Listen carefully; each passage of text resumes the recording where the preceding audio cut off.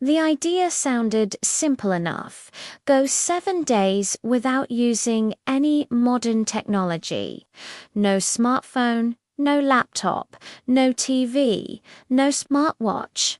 I wanted to disconnect, to see what life felt like before notifications ruled every minute.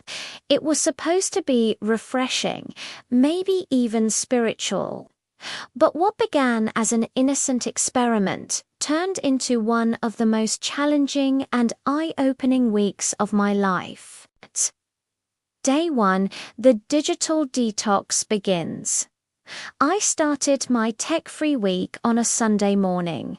I turned off my phone, unplugged my computer, and hid them in a drawer like dangerous artifacts. At first, it felt freeing. The silence, the absence of buzzing alerts. For the first time in months, my eyes weren't glued to a glowing screen. I made breakfast without checking the news or watching YouTube. The eggs sizzled, the coffee smelled amazing, and the world seemed to slow down. But by mid-afternoon, the withdrawal began. My hand kept reaching for a phone that wasn't there. I wanted to check the time, the weather, or just scroll for comfort. The quiet, once peaceful, now felt unnerving. That night, I realized I had no idea what time it was. My digital clock was part of the forbidden list. I lit a candle, read a paper book, and went to bed early, partly out of boredom, partly out of peace. Day 2, the world feels bigger on Monday morning. I woke up unsure whether I was late for work. I used the rising sunlight as my alarm. It was oddly satisfying to rely on nature instead of a device. I walked to the office, leaving my phone behind. I hadn't realized how automatic it was to check my messages or look up directions. At work, I told my boss about my experiment.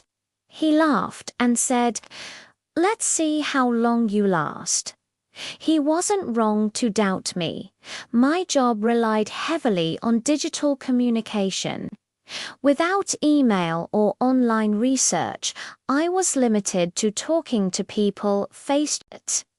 And something unexpected happened. Conversations felt deeper. Instead of short messages, I had real discussions. I took notes on paper, listened carefully, and stayed focused. I didn't feel the constant urge to multitask. For the first time in a while, my mind wasn't fragmented between windows and tabs. Day 3, the silence feels heavy by Tuesday. The novelty started to wear off. Without background music or podcasts, my apartment felt painfully quiet. I hummed to myself just to fill the silence. Cooking took longer because I couldn't look up recipes, and I realized how dependent I'd become on digital convenience. That evening, loneliness crept in. Normally, I'd text friends or scroll through social media.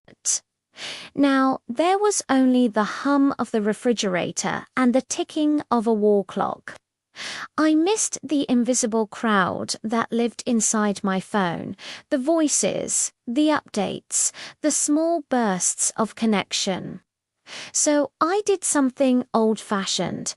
I wrote a letter to a friend, a real handwritten letter. It felt strange at first. But as I wrote, I found joy in choosing words carefully, knowing they wouldn't be instantly read or liked. Day 4. Nature becomes my network on Wednesday. I spent the entire day outside. Without screens, I finally noticed the details around me, the breeze, the sound of birds, the texture of the earth beneath my shoes. I sat under a tree in the park for an hour, doing nothing, just existing. Time moved differently. Slower, but richer.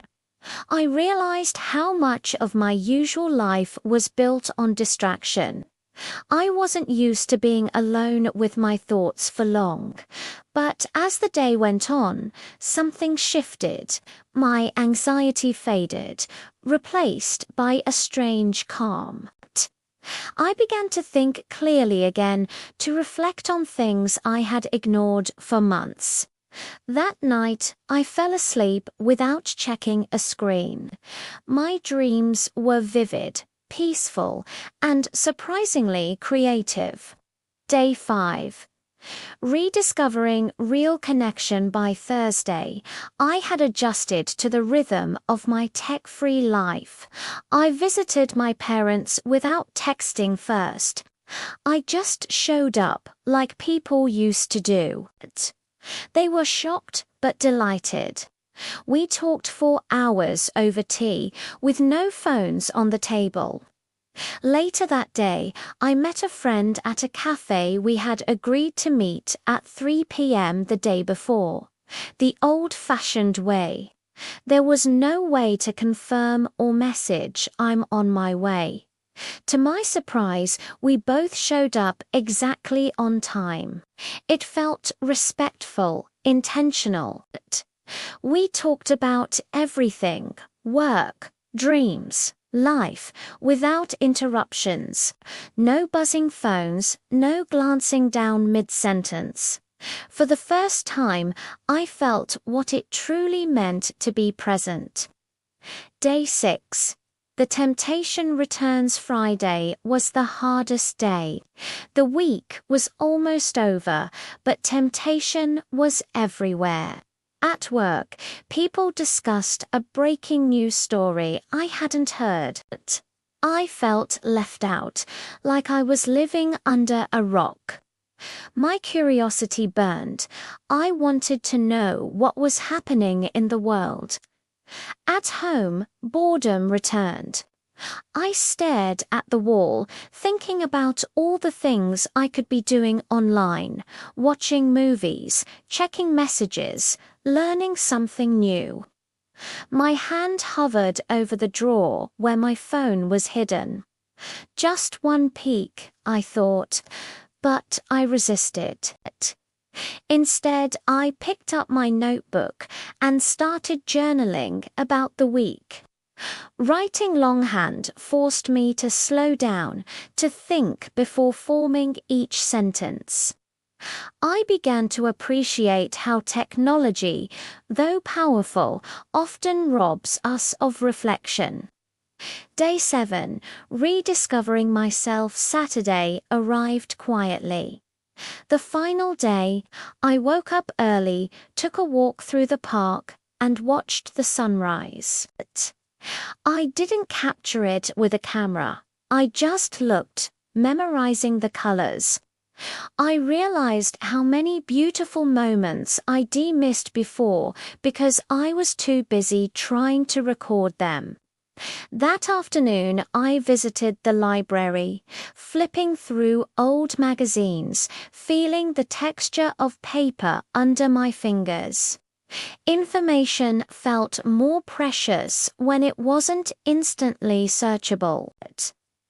I met strangers, had small talk, and felt genuinely connected to the real, physical world.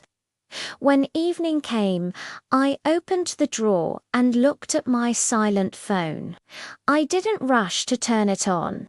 Instead, I sat quietly, grateful for what the past week had taught me.